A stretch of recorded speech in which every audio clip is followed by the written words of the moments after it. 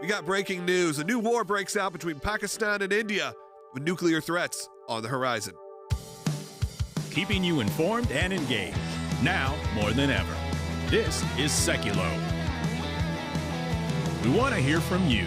Share and post your comments or call 1-800-684-3110.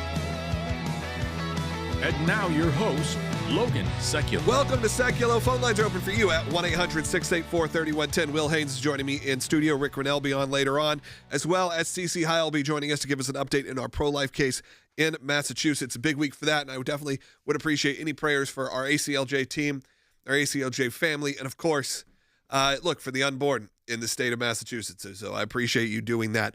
It's a big week for that. But of course, the big news that was breaking overnight is this war that has broken out in Pakistan and India, and it has some really big global impacts. We're going to break all that down of why it's important to you, why you should know about it. Will was kind of explaining to me all the ins and outs, how the U.S. is involved, how China is involved, and we'll get into that soon. Of course, there's other breaking news coming out of Israel, where Israel is manning up, if you will, and having a really different take. Now, they've always said they're going to remove Hamas, but now it looks like the plan is to really remove Hamas. And what's that going to look like for the people there? What's it going to look like for the Israelis? And how does this really bring an end to the war? As well as the other breaking news item, obviously, for those in our Catholic friends, is that the vote in the first round to elect the next pope, the conclave, if you will, has begun. So that's going right now as they await the smoke, if you will. Now, Will, let's turn our attention back to what is going on in India and Pakistan. Obviously, this is something we need to be taking a close look at because of the global impact and because they are both legitimate and capable of a really intense war. That's right. So both Pakistan and India are nuclear powers. And so that raises the stakes automatically when you start to see escalations. Now, the Kashmir region that is situated kind of in between both Pakistan and India, there's disputed territories. Now, all of this came out of the 1947 end of the British colonialism there, and they separated a partition, which became Pakistan, which was for the Muslim population. And then there was obviously India, which was the Hindu population. And Kashmir was a disputed region. There's part of it that is controlled by Pakistan. There is part of it controlled by India. There's even a small sliver that China has control over. And so it's kind of one of those hotbed areas where there's a lot of dispute over territory. Well, on April 22nd, there was a terrorist attack in India-controlled Kashmir, which killed 26 mostly Hindu tourists. Yep. And the Indian government blames the Pakistani government for that terror attack. Yeah, let's break that down a little bit because I brought this up to you. I go, okay, well, what's the definition? What's the difference here between the word terrorist act or a terror act or maybe a military act? Right. So this was conducted not by Pakistani military, like in uniform, and it was against tourists. It was gunmen that massacred individuals, that it wasn't a military conflict. It was pure terrorism, which we know there's a lot of extremist terrorist groups within Pakistan.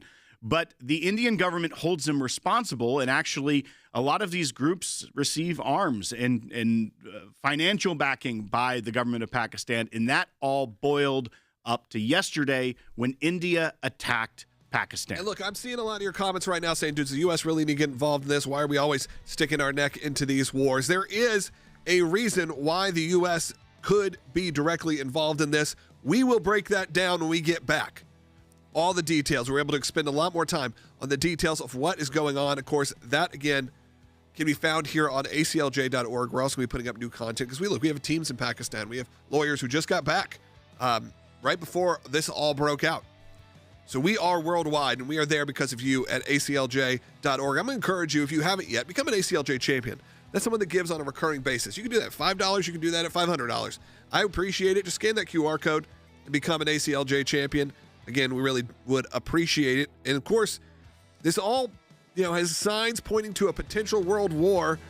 And we're going to talk about why the U.S. is involved coming up in the next segment.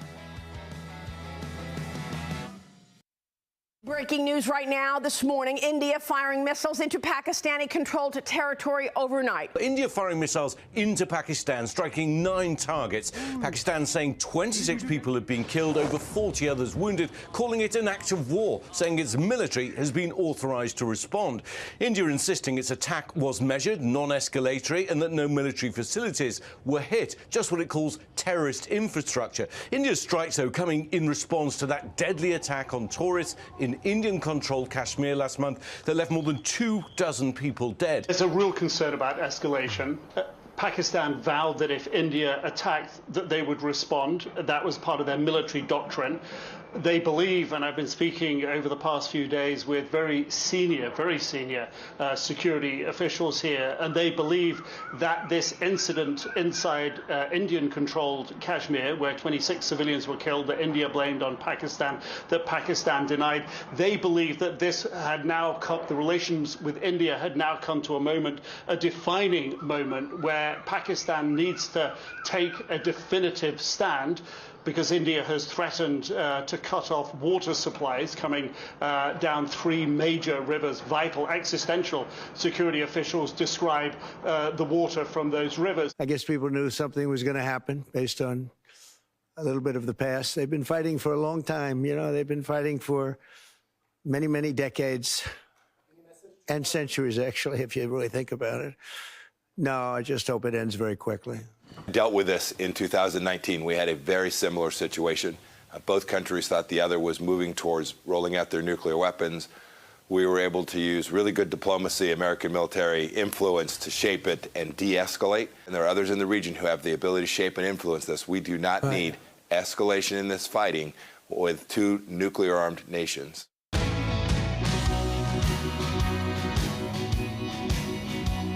Welcome back to Sekulow. Phone lines are open for you at 1-800-684-3110. Again, covering all the breaking news of the day and the work of the ACLJ. In the next segment, Cece Heil's going to be joining us to talk about our pro-life campaign that's happening right now and a big update.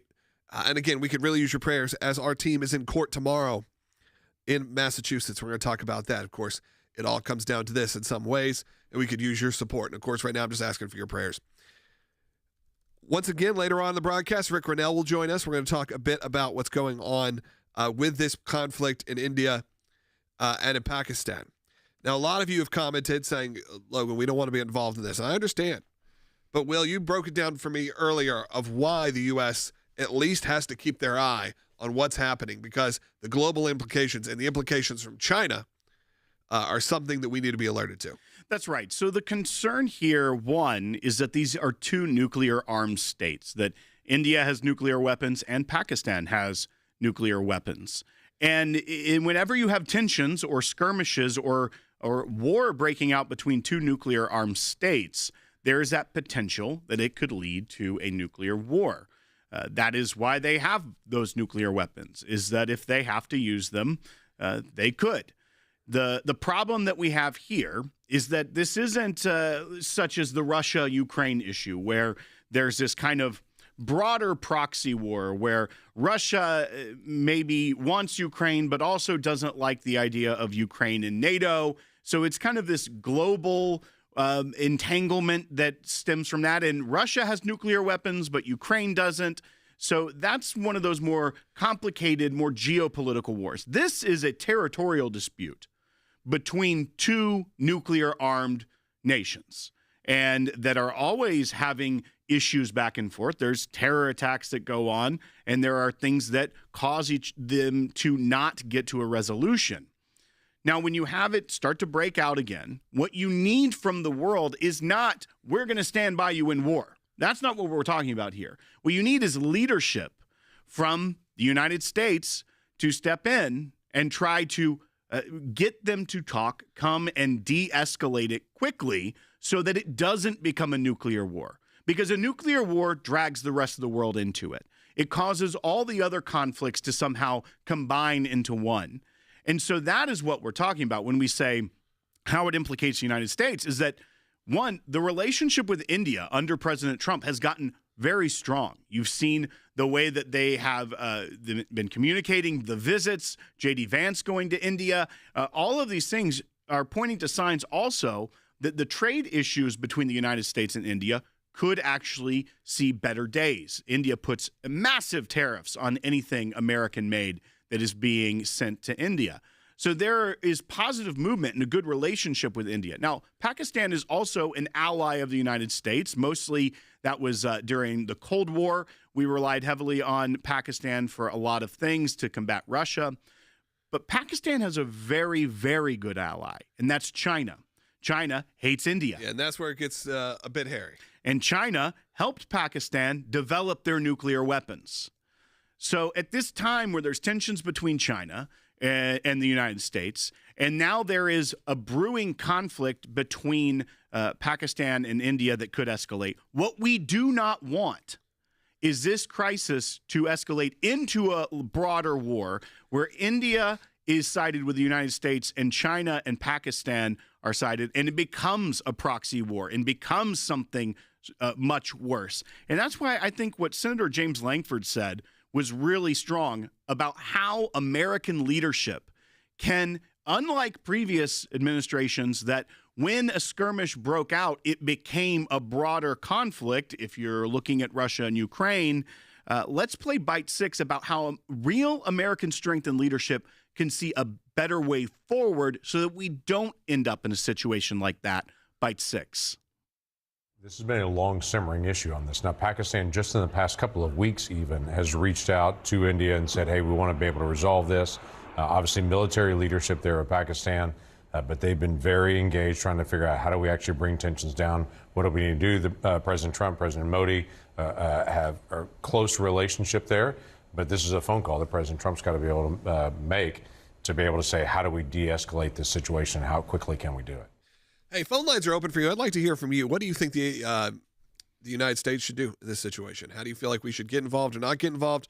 As Will said, this could very well later on down the road, as we do have President Trump having a good relationship and China having a good relationship with the other side, this turned into you say quote unquote proxy war at some point. What does that look like?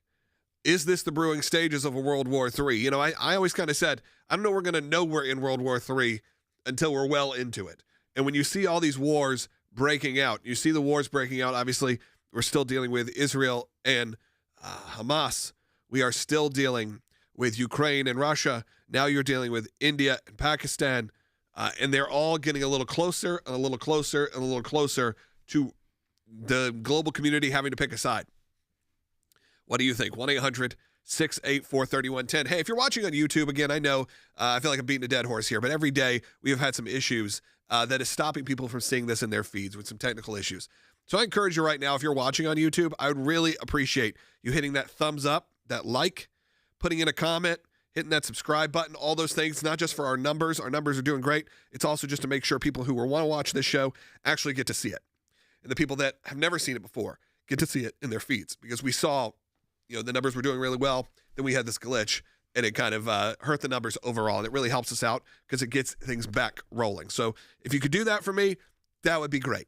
We appreciate that. But also coming up in the next segment, we're going to talk about our pro-life work. As you know, we've had in the state of Massachusetts a almost year-long battle where they were going after pro-life pregnancy resource centers. The state was with their ad campaign. We said, hey, we're going to take this in two different ways. Our ad campaign, which I just saw some of the new imagery from the ad campaign that is running all throughout the state, but also in some pretty high traffic areas in Boston, including some of the most important, even tourist spots, but not just tourist spots, but the spots downtown that people will see it. And we really are targeting exactly where they need to be, whether that is where our clients are, or whether specifically that is where the abortion clinics are, or universities, people that need to see this. Because our Choice Begins Here campaign, funded by all of you, really is putting the choice back in the hands of those in Massachusetts who are getting attacked for just offering another option.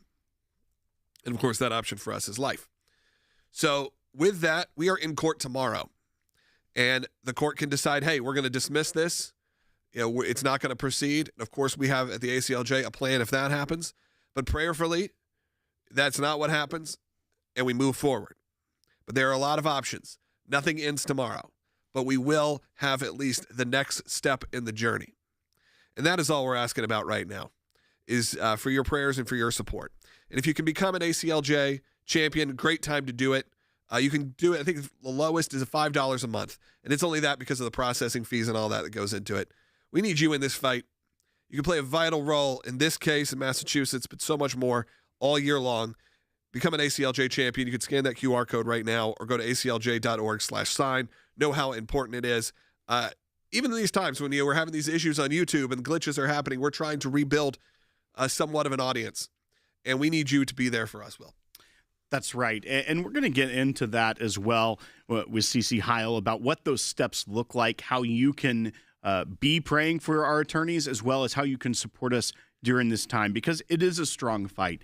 And when you look at what the state of Massachusetts is doing, they are targeting pro-life resource centers with taxpayer money, discriminating against a viewpoint, if you will, and also a center that provides care to mothers, to the unborn, by saying that they are fake clinics because they don't provide abortion. And I just want to point to this as well, because the New York Times just a few weeks ago ran this article, Botched Care and Tired Staff, Planned Parenthood in Crisis. And it talks about patients reporting failed abortions, inadequately trained staff, just rampant issues. Can you imagine how quickly the ACLU would be in court if Tennessee or Florida were running an ad with taxpayer dollars saying, beware of inadequately trained Planned Parenthood facilities, or beware of Planned Parenthood, they fail at providing abortion care? They would be there so quickly, and they would be citing the New York Times. They would be citing press releases and press reports of how the care is going. But they would be in court so fast, in probably a forum-shopped jurisdiction where they could find a place that they would find a friendly judge to get an injunction against the state running that.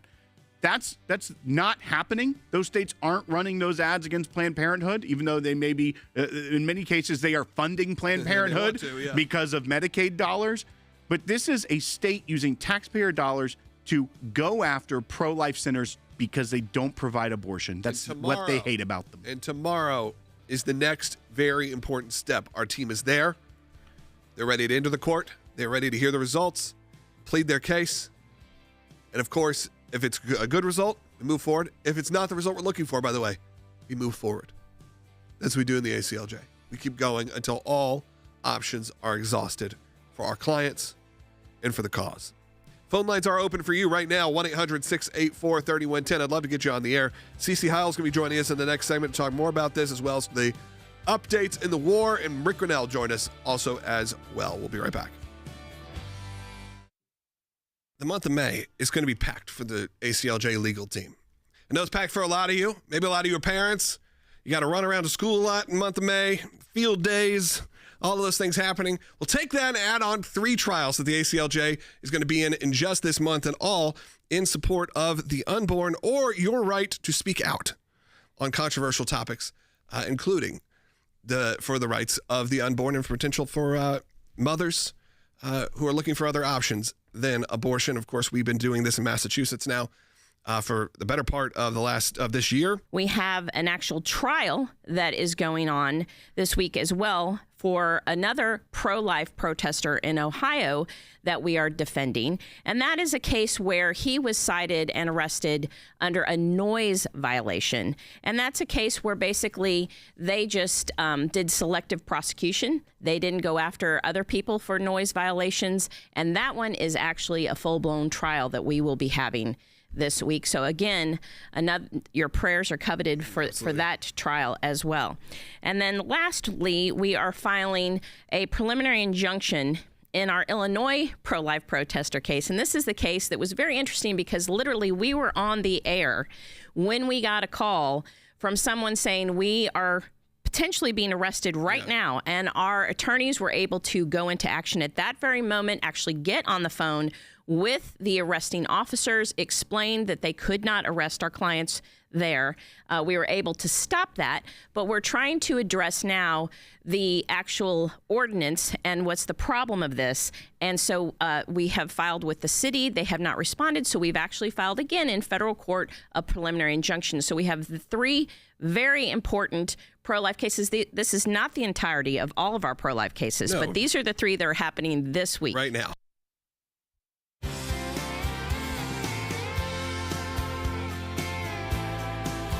Welcome back to Sekulow. Phone lines are open for you at 1-800-684-3110, 1-800-684-3110. CC Hiles joining us, senior attorney here at the ACLJ, because tomorrow is a very big day. And as I said, I encourage you right now to take a second, pray for us, pray for our team, pray for our legal team who is in court tomorrow. This is the next step in our fight for life and fight for our pro-life pregnancy resource center friends in the state of Massachusetts who've been under attack now for the better part of a year.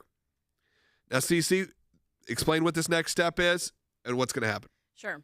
So both of the defendants in this case, the state of Massachusetts and Reproductive Equity Now, have filed a motion to dismiss, which basically says they want to dismiss our case. It goes no further. And we are in court tomorrow in an oral argument, doing an oral argument to defend our position that this case should go forward, that we should go into discovery, and we should be able to see this case through to the end. And that's what we are going to be arguing tomorrow. So it is a very important time. Now, if the judge would grant their motion to dismiss, there are some different avenues that happen depending on what that opinion says. We could have a chance to amend our complaint. We could have a chance to refile. Or if it gets rid of it totally, then we will appeal, and we will take this case all the way to the Supreme Court if necessary. And the ACLJ team is there. Now, that answer may or may not come quickly. Correct. Usually they don't decide from the bench. It just doesn't happen as much anymore. So could it happen? Yes, it could. But we aren't just, relying on that. And then it can be in the next week, 2 weeks, 3 weeks, we'll get an opinion on this. Well, and Cece, one thing that I brought up right before the break is when you think about what Massachusetts was doing here, using taxpayer dollars, saying it is for a public health campaign, that it is a fraudulent clinic, you shouldn't be visiting these pregnancy resource centers. That's their defense, if you will, is that this is a public health campaign, that because they don't provide abortion, they're not real clinics. It's kind of the logic here. If you were to think about, and we talked about the other day when you were on that New York Times article that talks about botched care and tired staff and failed abortions and inadequately trained staff at Planned Parenthood. If the state of Florida or Tennessee or a red state or Texas even, that kind of launched the entire path to overturning Roe versus Wade, if they were to launch a public health campaign going after Planned Parenthood, saying there's reports in the New York Times that they've had at places failed abortions, so avoid these clinics, how quickly the ACLU would be in court just slamming this, saying you're just, because you're anti-abortion, you're going after us, that's discrimination, has nothing to do, you can't say that what the New York Times report is happening at every clinic. It would be in court so fast. Yes. But yet, here we are, because this is a state. Now, those ads aren't running, Right. Even though these are real reports of terrible things happening at abortion clinics. But a center that wants to provide hope, which is something they warn you against. If they say they're providing you hope, you can't go hope's there. in the name, They're trying to provide hope. They're providing options, real choice, the potential life-changing options here. That is what the state of Massachusetts and the organization that they have partnered with in this cannot stand, and therefore decided we're going to use taxpayer money to try and censor, to scare people away from these places, and ultimately, their ultimate goal, cause them to go away. Right. Absolutely. It's an unconstitutional smear campaign that is going on, and they're targeting a viewpoint. It's viewpoint discrimination because they're targeting a viewpoint that they don't like. They don't want any organization to talk about the real choices you have when you're pregnant. They don't want that.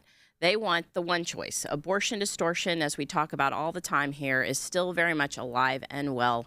There's only, when they say they're pro-choice, there's only one choice. That's it. It's abortion. So if you're any organization that says there are other choices to be had, that provides compassionate and caring help, they're going to shut you down. And this is what this campaign is. Again, it's an unconstitutional smear campaign that's targeting pregnancy resource centers. It's viewpoint discrimination. They have selective prosecution. They're not going after any abortion clinics the same way. So, we feel very confident that we will survive this motion to dismiss. And if not, we will continue to take this case all the way up. Yeah, the ACLJ doesn't just stop if you get a motion to dismiss and go, okay, tail between your legs, go home. That's not how it works here. There is a next step, even in defeat, if you will. And the ACLJ team is all over that. We're all over that, by the way, because we have people who are ACLJ champions. Those are people that can create a great baseline for our organization. So every month we know there's 20,000-ish right now of you that support the work of the ACLJ on a monthly recurring basis. I'd love to see that number be higher. I'd love to see more people say, yeah, I'm dedicated. Obviously, you can cancel anytime, but it's still tax deductible and all of that. But you can do it. You can just say, hey, I'm going to set it, forget it, if you will, $5, $10, $50. You can do as much as you want, or as little as $5 a month. You can become an ACLJ champion. Now, all that's saying is, hey, I'm standing up for all the beliefs of the ACLJ. I know that they're representing me. And I've had many people come up to me and say, Logan, hey, I'm a champion. And it's just heartwarming to have those moments, to have that stamp that you can say, hey, I am a champion of life, liberty, and freedom. So I'm going to ask you to give on a monthly basis. And again, you can set that up where it automatically recurs. And there's a couple little perks. If you call in and you tell our phone screener, hey, I'm a champion, you get bumped up to the front of the line. Now, be honest, they can check. So make sure that you are honest with them. But also, there's a couple little things. If you have the ACLJ app, you're going to get a specialized version of that app, a different skinned version with the Champions Insider and a lot of other things you're going to get. It's not, though, the reason I ask you to support. It's not for the perks. It's really to create that baseline. So when we have these moments come up, where, again, walking down the streets in Boston, Massachusetts, and I see these ad campaigns, we can jump into action immediately. We can always find a way to represent these causes without having to do, hopefully, major fundraising, because we already have that great baseline. Yeah.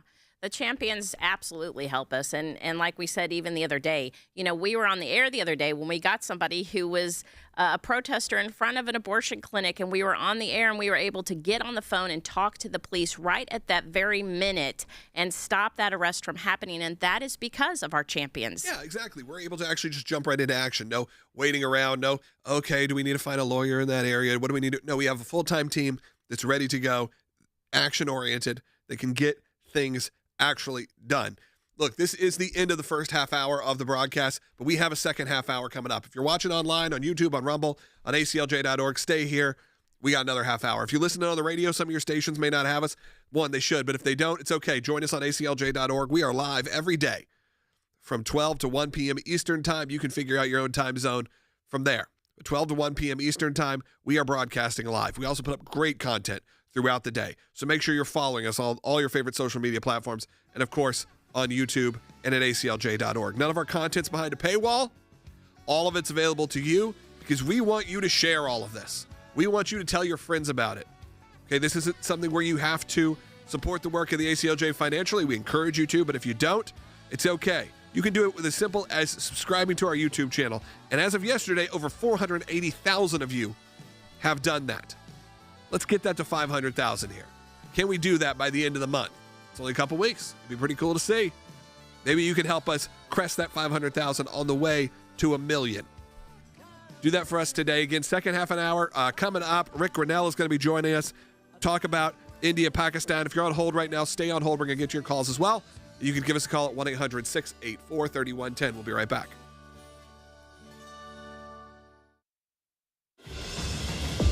Hi, this is Logan Sekulow. I wanted to take a moment to thank our ACLJ champions. Even with the new administration in power, the attacks on our faith and our constitutional freedoms are not slowing down. Help us continue fighting for life, liberty, and justice. Thanks to the courageous monthly support of our ACLJ champions, we're able to take on hundreds of cases every year, fighting and winning. Last year alone, we handled 126 deep state cases, plus 175 pro-life matters, 197 free speech cases, 142 religious liberty cases, and 152 legal letters and briefs defending Israel. But we can and must do even more.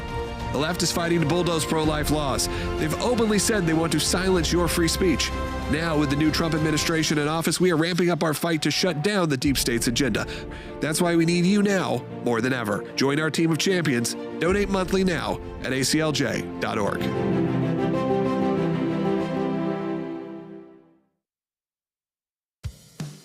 Keeping you informed and engaged. Now more than ever. This is Sekulow. And now your host, Logan Sekulow. Welcome back to Sekulow. Second half hour coming at you right now. Rick Grinnell's going to be joining us in the next segment. We're going to talk about the ongoing conflict, the new conflict that now has just happened in India and Pakistan, as well as how China and the U.S. are involved. And, of course, the continuing battle between Israel and Hamas and what it looks like Israel's plan is now for Gaza. Again, phone lines are open for you. We got about 2 lines open, 3 lines open right now. 1-800-684-3110. 1-800-684-3110 to be on the air. Make sure that you do that. Get in line. I know some of you have been holding for a little while. We can go ahead and take one of these calls. Let's go to James, who's calling in Kentucky on line 3. Watching on YouTube, which has had some issues, James, so we appreciate it. Again, if you're watching on YouTube, hit that thumbs up. Throw me a comment in the chat. That would really help us out. James, you're on the air. Yeah. What is Harvard scoreboard? What have they discovered? What have they cured? And we do that. I'm a cancer patient. Yeah, maybe, James, we need to give a little bit of background of what you're talking about, Will.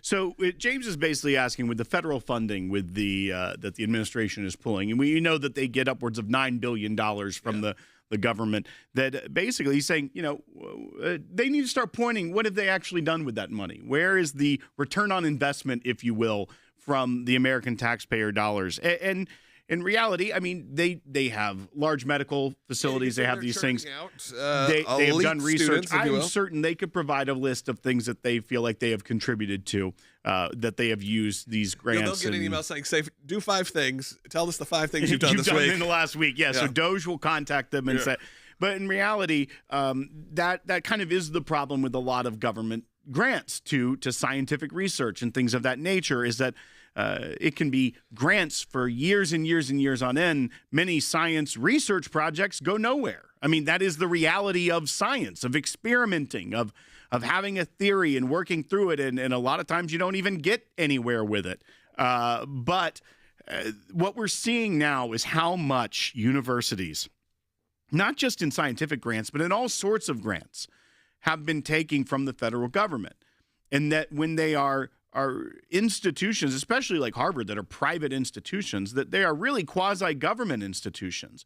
When they're even saying, like, we don't even know if we can survive on our $52 billion endowment because we take so much from the taxpayer, that is the real problem and the brokenness of education. And when you look at the fact of how much it costs to go there, at the same time when how much money is being given by the government, then you start to really sit there and be like, okay, yeah, maybe the student loan situation is a real scam to some degree. No, we because talked about how that. much money the federal government's giving these institutions, and what is the return? Yeah, the education system, higher education, is severely broken in this country right now. Yeah, I think we've talked about that before, which is, look, the student loan forgiveness programs, as much as obviously we think if you have a loan, you are obligated to pay it back and all of that. But were a lot of these done to very young people who were not fully understanding what they were getting themselves into? Yeah, probably. Okay. Same with mortgages and a lot of houses that people went into. It's a lot of people going into severe debt without the understanding of what the interest looks like, what that actually breaks down to. That is also a problem. And by the way, our middle schools and high schools is spending the time on the wrong things. They should be giving a lot of fair warning to a lot of these students of, here's what's coming, here's what you need to invest in, here's what you need to look at, instead of wasting their time with a lot of what goes on in these institutions. And I'm talking about even at the high school level. Phone lines are open for you. Rick Grinnell's going to join us. We're going to talk about the U.S., China, India, Pakistan, how it's all involved, and of course, Russia, Ukraine, Israel, Gaza. is this the makings of a world war? When you hear all of those players put together, it starts to feel that way. And again, as I said, I don't know if we'll know we're in a World War III until we are well into it. But at least keep our eyes on what's happening right now. And of course, there's other news. As we see, all the feeds right now are showing the first vote to elect a new pope. Will it happen today? We shall see. I know all of you are on the edge of your seats. 1-800-684-3110. Get in line to get on the air, because after Rick Grinnell, I'm going to take as many calls as I can. We got a full bank open right now. This is a perfect time to call. 1-800-684-3110.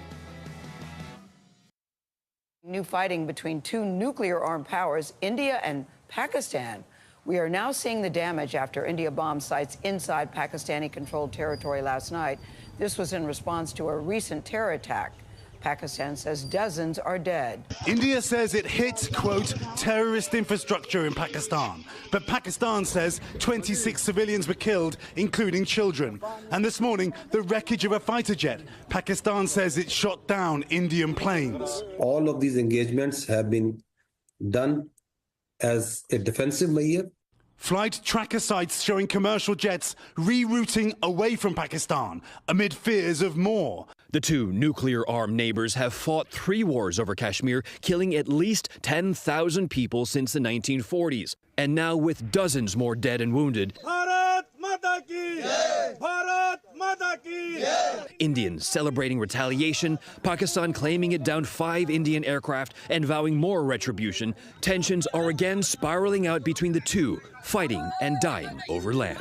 Trump administration urging both sides to de-escalate tensions. Secretary of State Marco Rubio saying this. I echo the president's comments earlier today that this hopefully ends quickly and will continue to engage both Indian and Pakistani leadership toward a peaceful resolution. Concern right now here at the State Department is that this volley that we're seeing exchanged right now, that this is just the beginning. Now, ever since that terror attack, the officials in this building, the Secretary of State Marco Rubio, they've been working the phones, talking to officials in both countries, trying to get the Pakistani government to come out and denounce the terror attacks, and trying to at least control the response from India. India is holding mock security drills today, prepping for Pakistan to launch a counterattack. These include air raid sirens, simulations for blackouts if they occur, and rehearsals for evacuation across the country.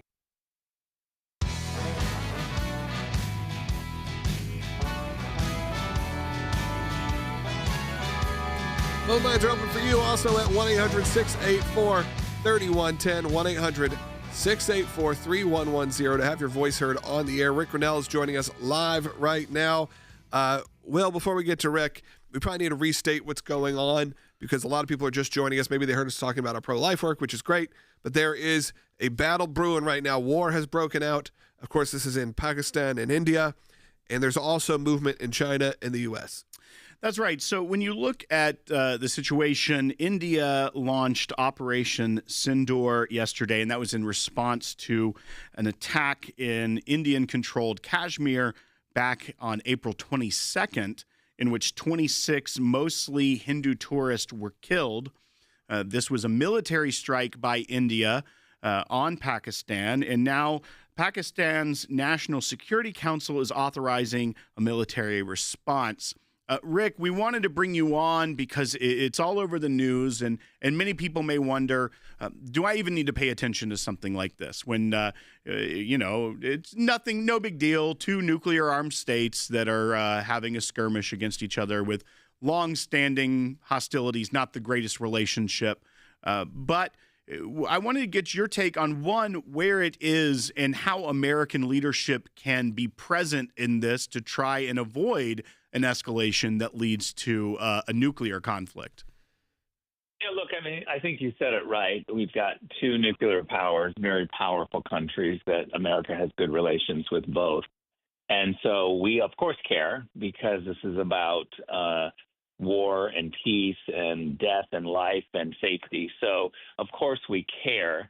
I think President Trump hit it on the head yesterday when asked about this, and he said, we're watching it. We hope it de-escalates, and we hope that this is over quickly.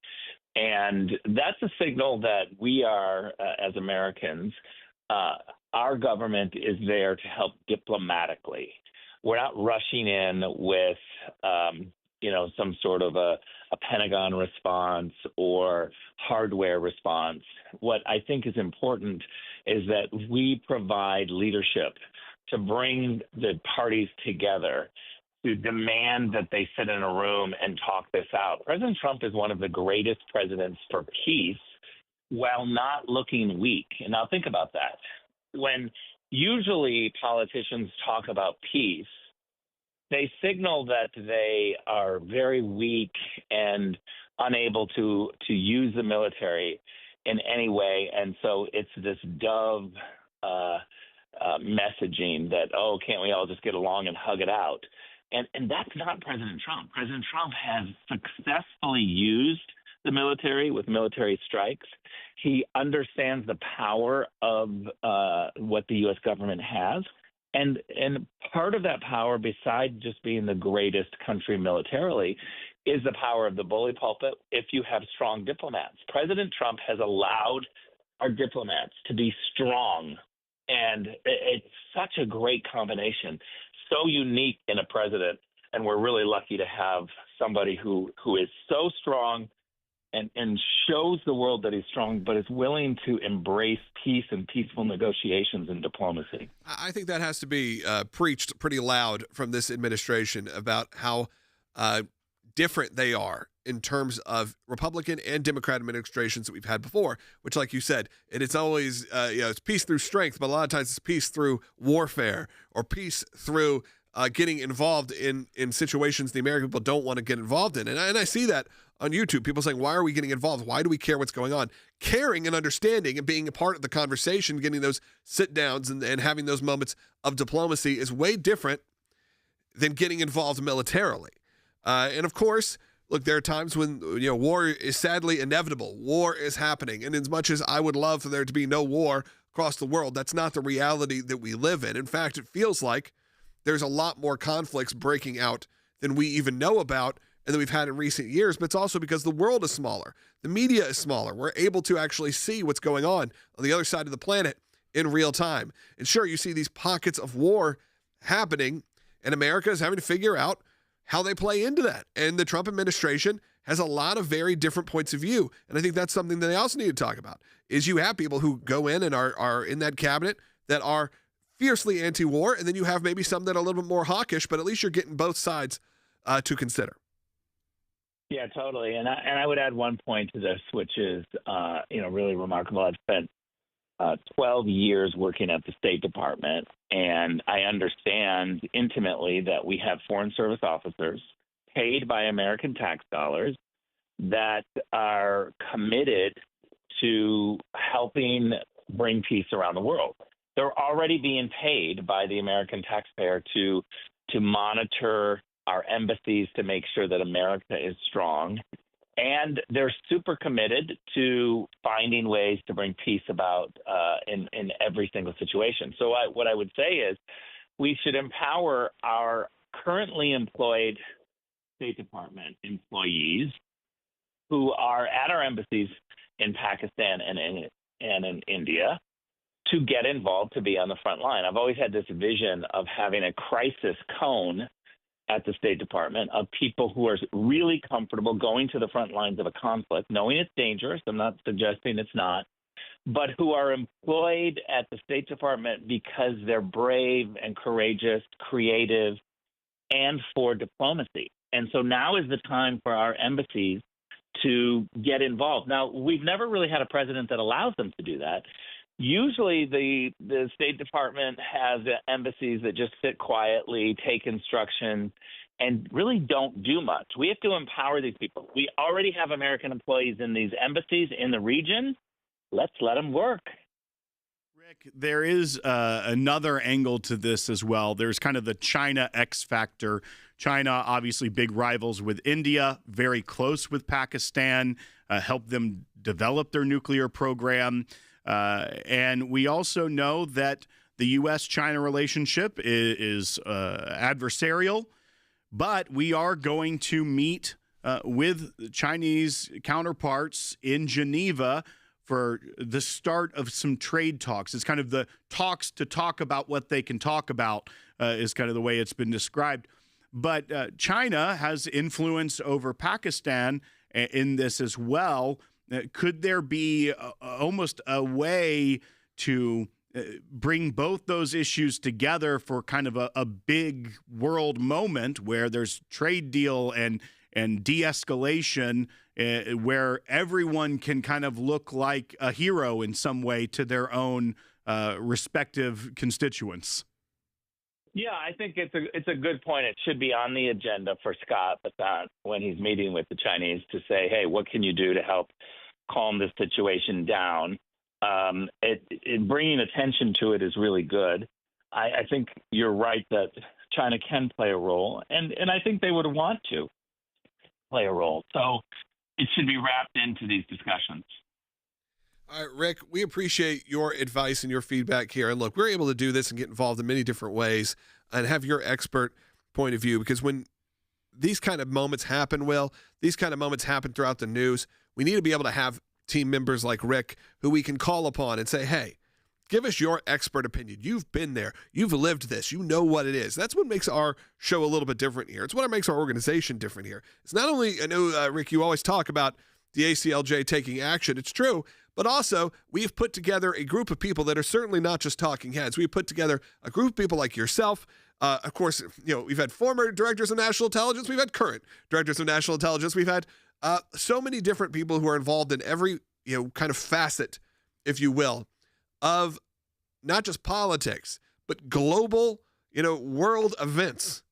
And we can't do that without people who support the work of the ACLJ. We've already done our big fundraisers, but right now we're asking people to become members of the ACLJ, which is what we call ACLJ champions, people to give on a monthly basis. Whether they do it for $5 or $500, you can do it whatever you want to do, whatever you feel comfortable at, and you can cancel anytime. Because the ACLJ, we are dedicated to defending life, liberty, and freedom around the world with our ECLJ, with our ACLJ, ACLJ Jerusalem.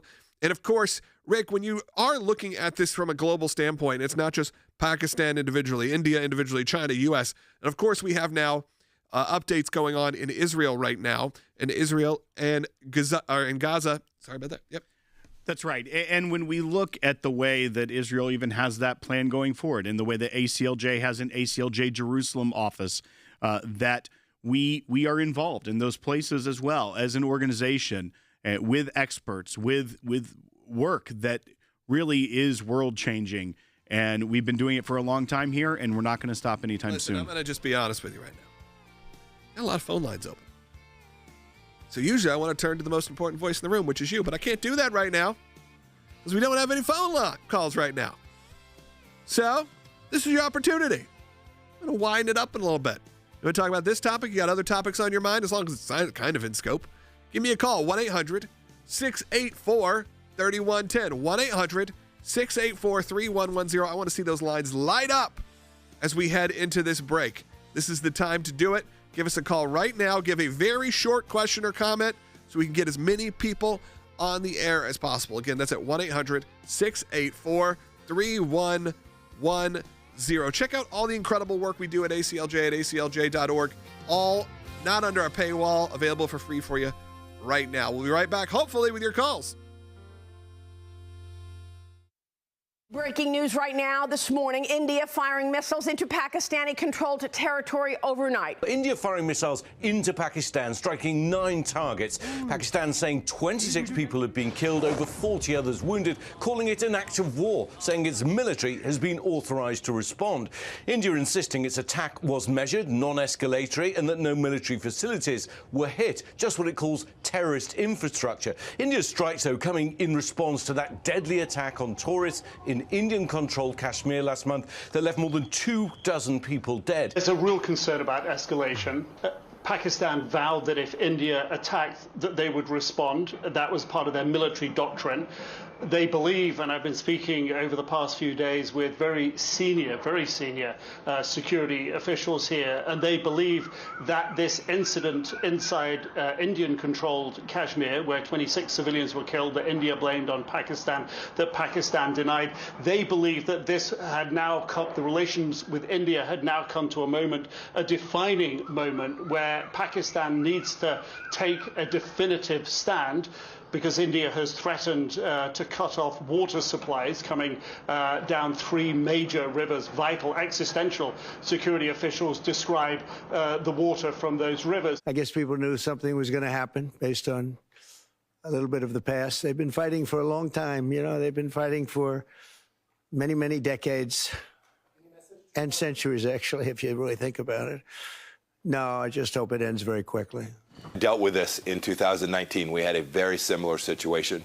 Both countries thought the other was moving towards rolling out their nuclear weapons. We were able to use really good diplomacy, American military influence to shape it and de-escalate. And there are others in the region who have the ability to shape and influence this. We do not need escalation in this fighting with 2 nuclear-armed nations.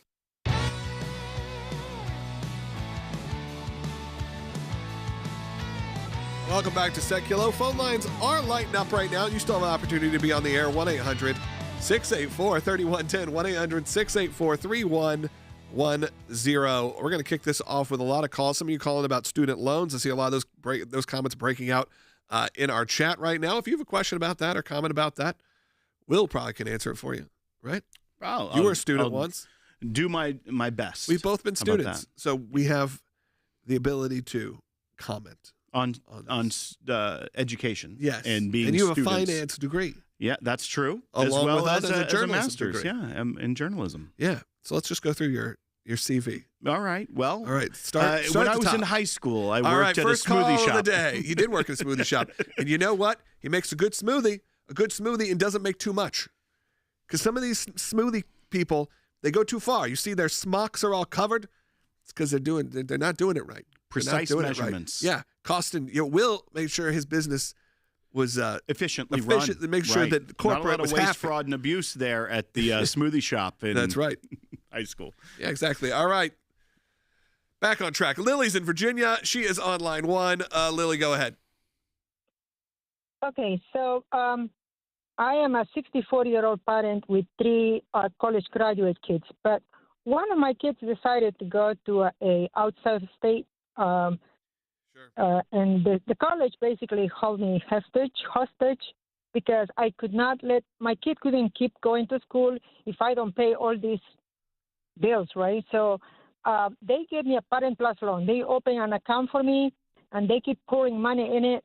So my kid graduated 10 years ago, and he ended up with $36,000 in a student loan, and I end up with almost $200,000 on Parent Plus loan. Okay, so 10 years later, this $200,000 is $249,000 now. I've been paying every single month. I mean, $500, $800, $1,400.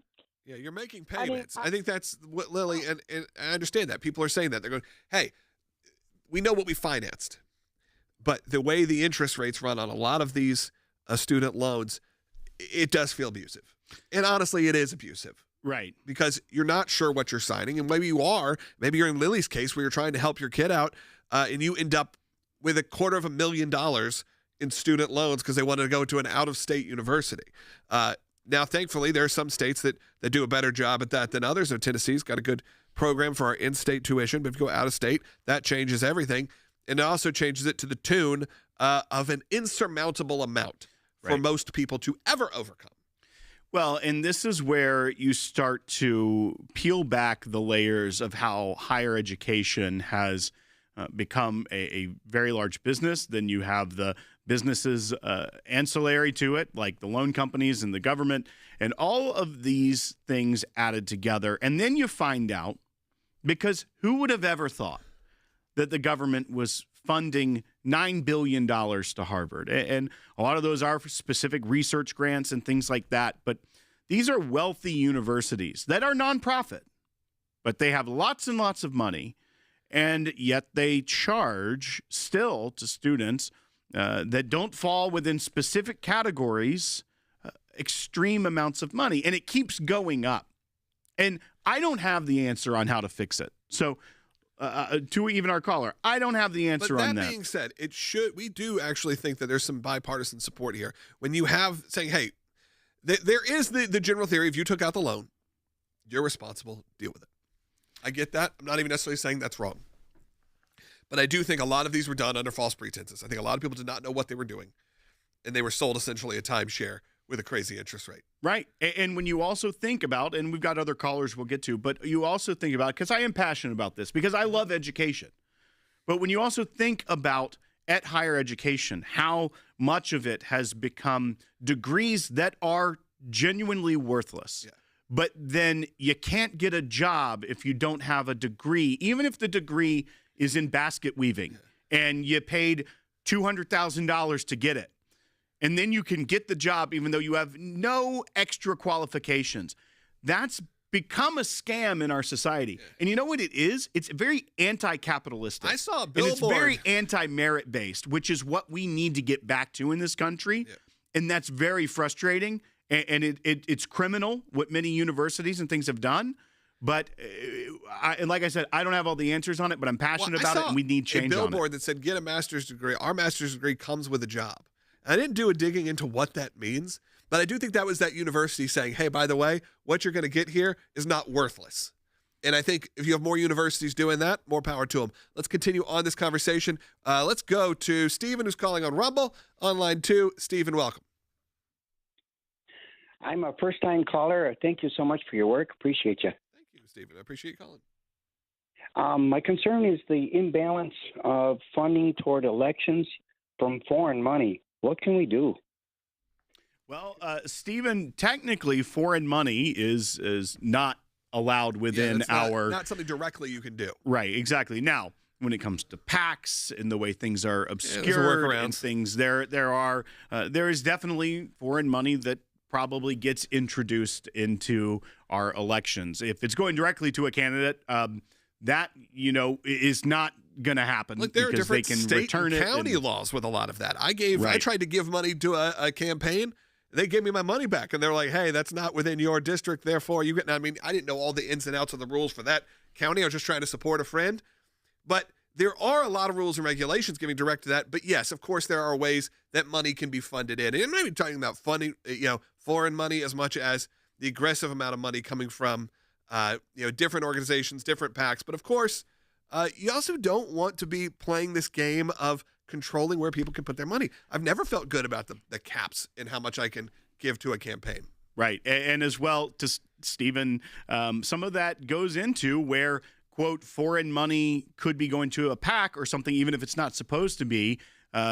There is also First Amendment issues. If you start saying, well, now this organization, even though it's not a candidate, has to tell everyone exactly who the donors are, I don't necessarily think that is a good thing. I think that runs afoul of the Constitution and things as well. So it's a tricky one, but I think transparency in the federal government and the way the elections are run is the key to keeping it free and fair. All right, let's continue on. Let's go to William, who's calling in Nevada on line 4. You're on the air. Yeah, I'd like to know if all these liberal activist judges that are ruling against Trump on the immigration issue, is that going to get challenged? And if so, and if it goes to the Supreme Court, what do you think the odds of the Supreme Court overturning their rulings against Trump? William, actually, the ACLJ is representing the state of West Virginia on that very issue about these nationwide injunctions from district court judges. It is at the Supreme Court now, specifically on the injunction issue. So our brief is in at the Supreme Court, and that's going to move pretty quickly. Yeah, you never want to guess how they're going to vote, because guess what? We've all been surprised before. And judges, maybe protecting other judges in that sense. You may say, hey, they want this more. Maybe it goes the other way.